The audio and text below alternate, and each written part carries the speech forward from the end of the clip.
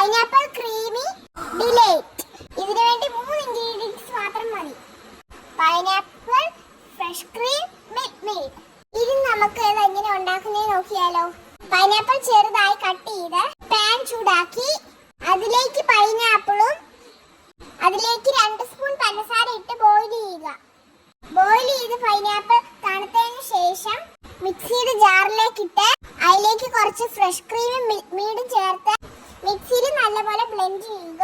ഇനി അതിനെ ഒരു ബോക്സിലേക്ക് ഇതുപോലെ ഒഴിച്ചു കൊടുക്കാം. ഇനി വീഡിയോ കാണുന്ന പോലെ കുറച്ച് പൈനാപ്പിൾ അതിന്റെ മേലെ ഗാർണിഷ് ചെയ്യുക. അതിന്റെ മുകളിലേക്ക് വീണ്ടും ക്രീം ഒഴിക്കുക. അതിന്റെ മുകളിലേക്ക് പിന്നെ ഗാർണിഷ് ചെയ്യുക. ഇനി ഇത് അടച്ച് 2 മണിക്കൂർ ഫ്രിഡ്ജിൽ ഫ്രീസ് ചെയ്യാൻ വെക്കുക. 3, 2, 1. പൈനാപ്പിൾ ക്രീം റെഡി ആയിരിക്കുന്നു. എല്ലാവരും ഇത് വീട്ടിൽ ട്രൈ ചെയ്ത് നോക്കുക. ഇഷ്ടപ്പെട്ടാൽ ലൈക്ക് ചെയ്യുക, ഷെയർ